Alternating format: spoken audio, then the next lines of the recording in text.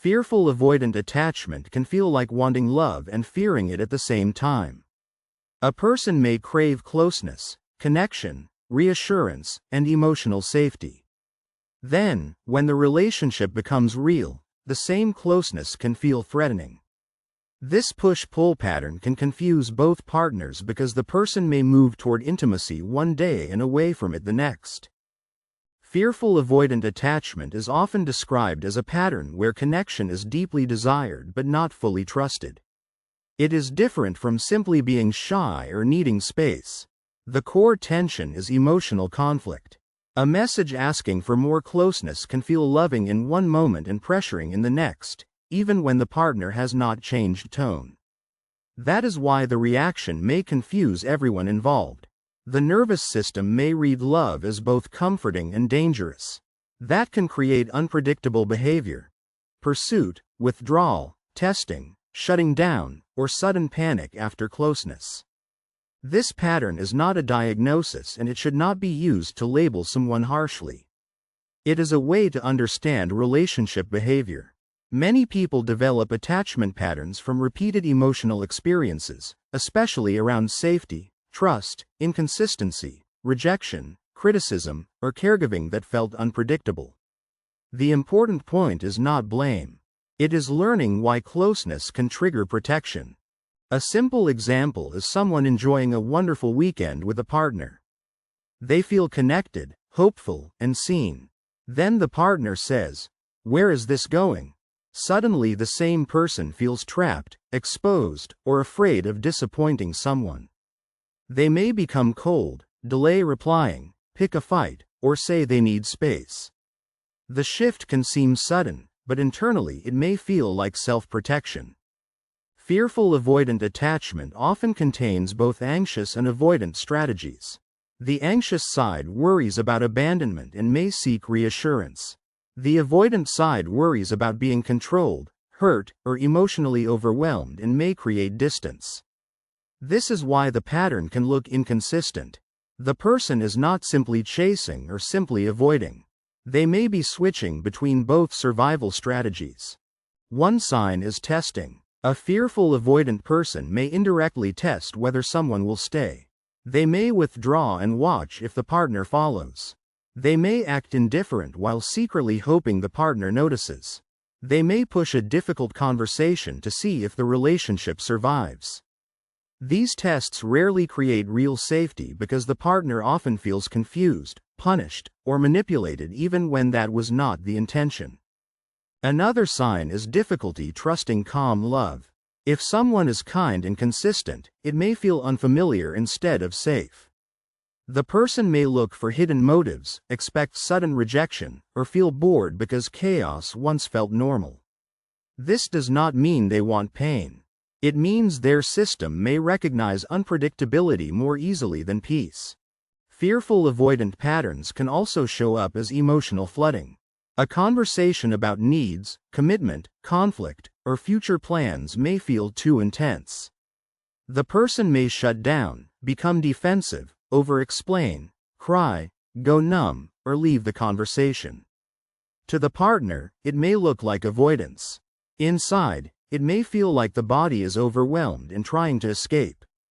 There can also be a strong fear of being too much. Someone may want reassurance but feel ashamed for needing it. They may want comfort but fear appearing needy. They may hide pain until it comes out as anger, sarcasm, or sudden withdrawal. The need is real, but the fear around the need changes how it is expressed. Partners often experience this pattern as mixed signals. One week they feel deeply wanted. The next week they feel shut out.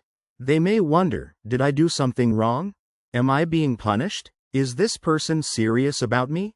Without understanding the pattern, both people may start reacting to reactions, and the relationship becomes a loop of fear and defense. A key misunderstanding is thinking fearful avoidant behavior means the person does not care. Sometimes they care intensely, and that is exactly why the relationship feels threatening. Caring creates the possibility of loss. Trust creates the possibility of betrayal. Being known creates the possibility of shame. The person may protect themselves from the very connection they want most. Another misunderstanding is excusing harmful behavior because attachment explains it. Understanding a pattern does not make ghosting, cruelty, manipulation, or repeated disrespect healthy. Attachment can explain why someone reacts strongly, but it does not remove responsibility.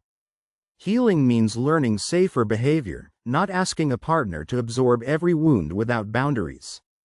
Healthy repair begins with noticing the trigger early.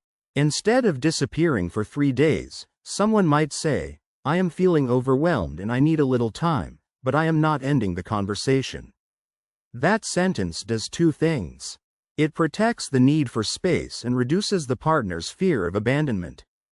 Clear signals are safer than silent distance. The partner also has a role, but not as a rescuer. A healthy partner can stay steady, communicate clearly, avoid chasing aggressively, and hold boundaries. For example, they can say, "I can give you space, but I need us to return to this conversation tomorrow." That creates safety without allowing the relationship to disappear into avoidance. Fearful avoidant healing often involves learning that closeness does not have to mean losing freedom, and independence does not have to mean emotional isolation.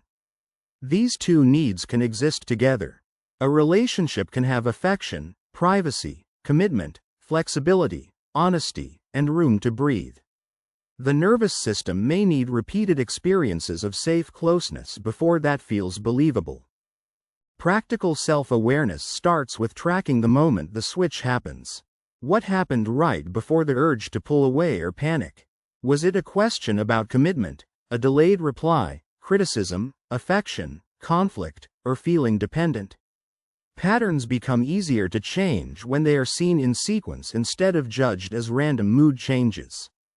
Body signals matter too. Fearful avoidant reactions are not only thoughts. They may appear as tight chest, stomach drop, numbness, racing thoughts, irritation, or sudden exhaustion. Naming the body response can slow the automatic behavior. Instead of saying, "This relationship is wrong," the person may notice, "My body is feeling threatened right now." Communication should become specific rather than dramatic. Instead of saying, "You always make me feel trapped," try, "When plans change suddenly, I feel unsafe and need reassurance."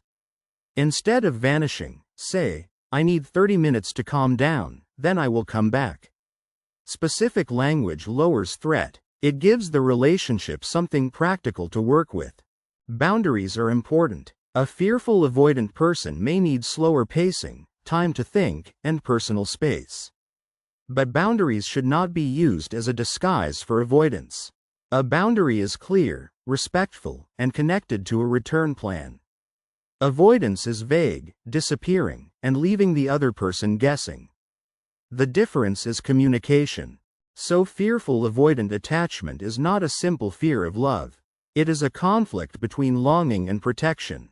The person wants connection but may not yet trust connection to be safe. With awareness, accountability, steady communication, and often professional support when needed, the pattern can soften. The goal is not perfect fearlessness.